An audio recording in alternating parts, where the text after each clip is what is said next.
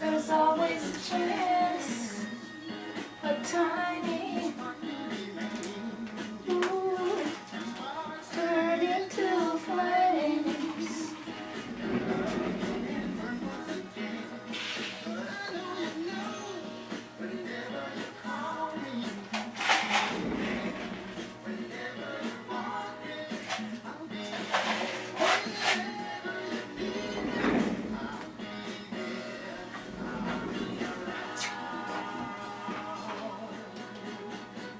One minute until showtime.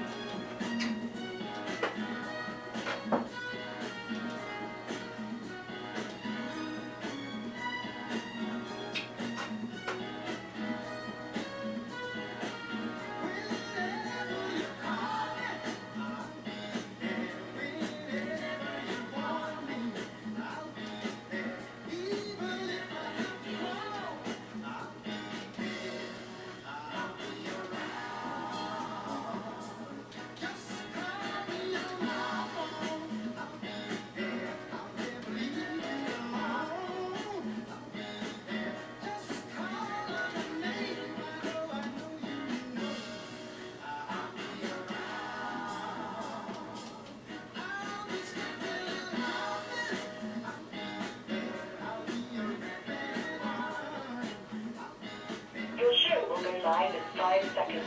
4, 3, 2, 1. Lock on radio.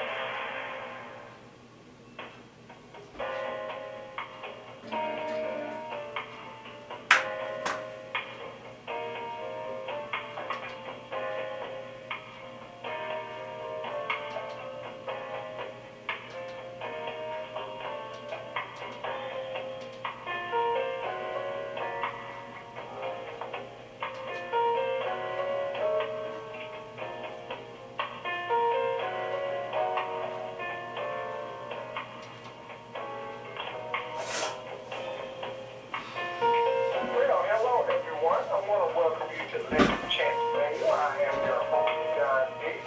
And here at Let's Chat Radio, we do have our mission is to provide diverse cultures with a meeting to chat and share topics that will inspire and motivate the mind, body, and soul.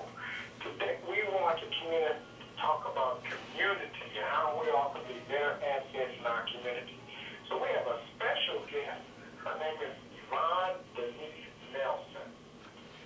Yvonne Denise Nelson was raised into entrepreneurship. Her uncle and former Memphis resident, B&W driver, was one of Milwaukee's first businessmen in the 1940s. Yvonne came to the Mid-South of Milwaukee, Wisconsin in 1986 to work with her family's business. Shortly after Yvonne relocated to the South, the family business relocated to Central Mississippi. However, Yvonne returned to Memphis, where she would work for a number of organizations over the past 3 decades. Yvonne returned to school to finish her undergraduate degree in 2000. She matriculated with a dual bachelor's degree in business administration and finance from LeMoyne-Owen College in 2003. Prior to graduating, Yvonne had already enrolled in a master's program at the American InterContinental University, known as AIU, online.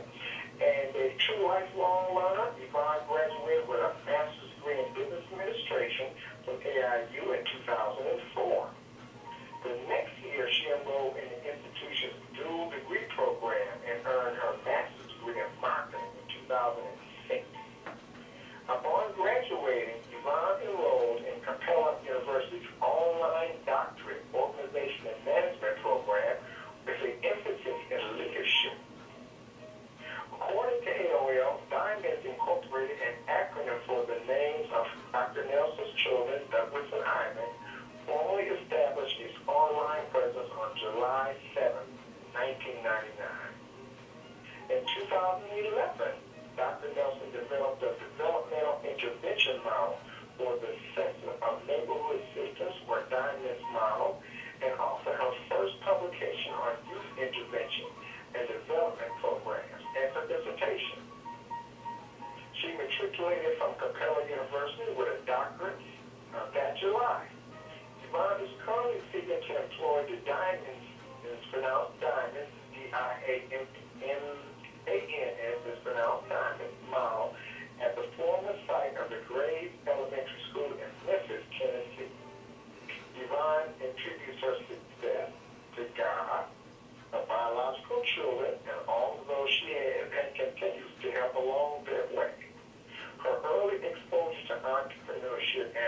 continue initiatives to achieve sustainable dreams. Dr. Yvonne Denise Nelson, I'd like to welcome you to. Wonderful, Mr. Davis. Thank you so much for having me on Let's Chat Radio with you this afternoon.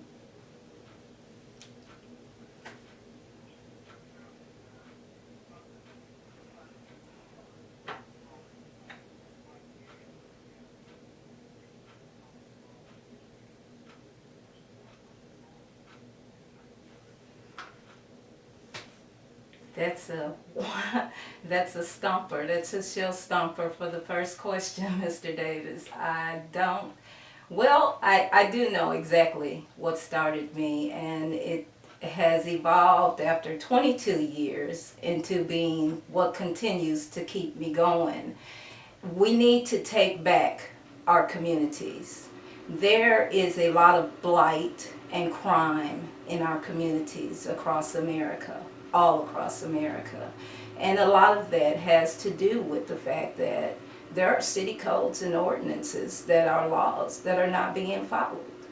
Things as simple as keeping your block clean and keeping your garbage cart off the curb when it's not garbage collection day. There are simple things that we can do to take back our communities. But I've gone a step further, and I've created the concept of entrepreneur shops, which are small businesses run by entrepreneurs that have low overhead and can allow people to get back to the old way of doing things themselves instead of depending on society to do everything for us.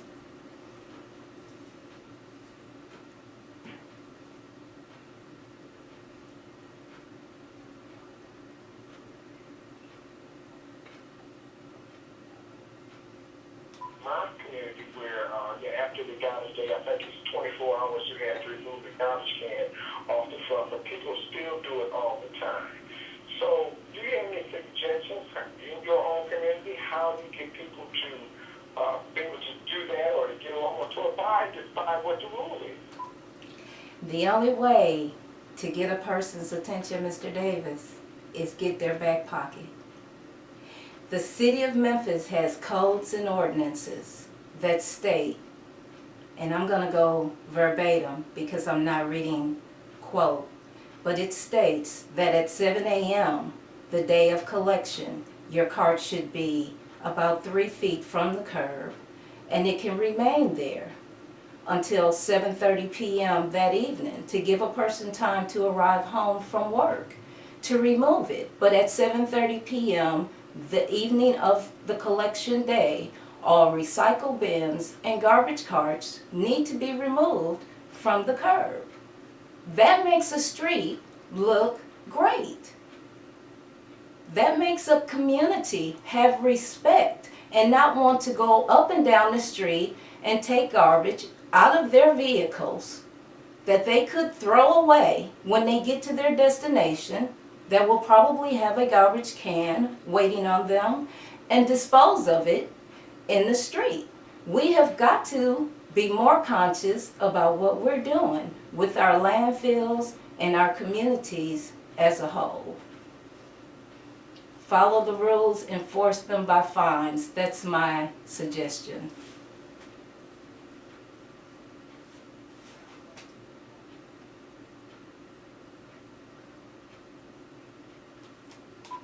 Many of the rules and regulations are going to be pretty much the same, across the board anyway. So I just want to put that out there and make sure that's clear. So let's talk about in your area. So what some of the challenges that you've seen so far, and things that you're finding in your particular area?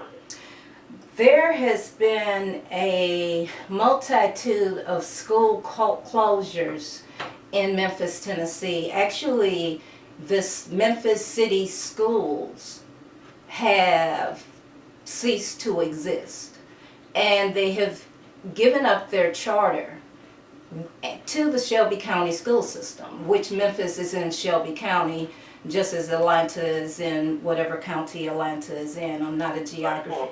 Fulton, absolutely. Yeah, Fulton County. Absolutely. Fulton County. You see it on the license plates all the time. But being that Shelby County is now responsible for all of the Memphis City schools, the thing is to reduce the services, which in turn reduces jobs and leaves buildings in our communities, such as mine, that are unused. Perfectly well-built, architecturally structured, useful buildings that are either being torn down or just left to rot in our communities, when these structures in their current state could be reused and developed into multi-purpose, sustainable, just focused, person-centered, focused community centers for the people who live in those communities. Building a mall in Olive Branch or South Haven, Mississippi will not help a person who does not have the ability to get there.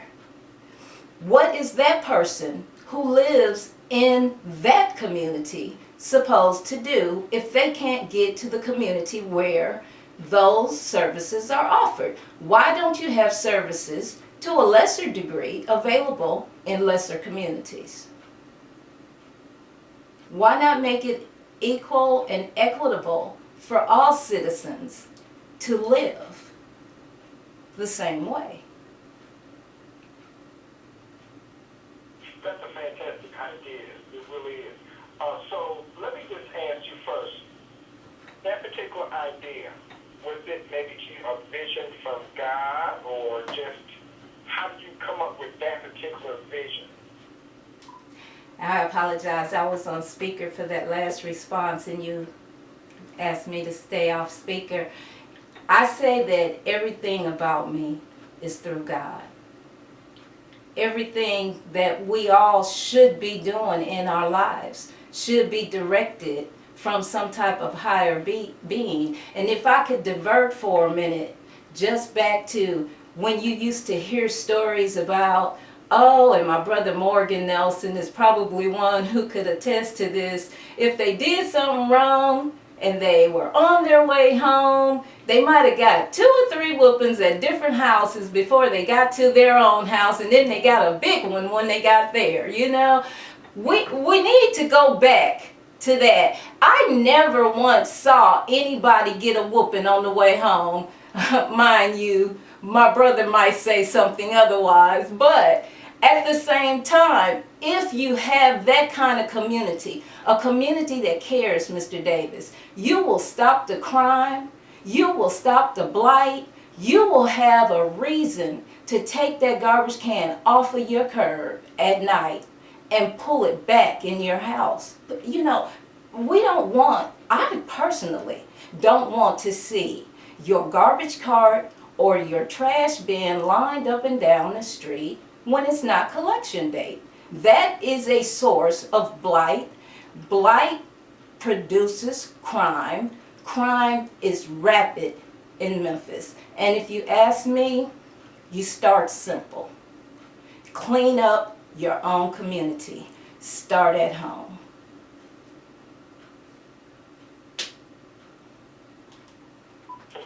I couldn't help but to think about the neighborhood that I grew up in as a child, and it was because I grew up in Detroit, Michigan, and on our neighborhood we had a block club. In fact, my parents were very active. In fact, one time my mother was like the secretary or the vice president or something in the block club. But my point is that in the block club, just like you said, or in the neighborhood, we all knew each other. You were right. The lady next door, she would whoop me if she saw me doing something I had no business doing. Exactly. And then would tell my parents that I would get a second whooping. But today's community, so many communities, you know, we may have all have raised our standard of living throughout the years, but in a lot of cases, we don't even know our neighbors. Can you tell me why you might think that's going on now? Well, again, I think that there are multiple reasons, Mr. Davis, but first and foremost, what comes to mind is that it's an economy issue again because there are no resources in our community. In Memphis, at one time, prior to my returning to this area that my ancestors are buried in, I know that the Defense Depot was a thriving business that produced a whole area of homes and opportunities for employment that provided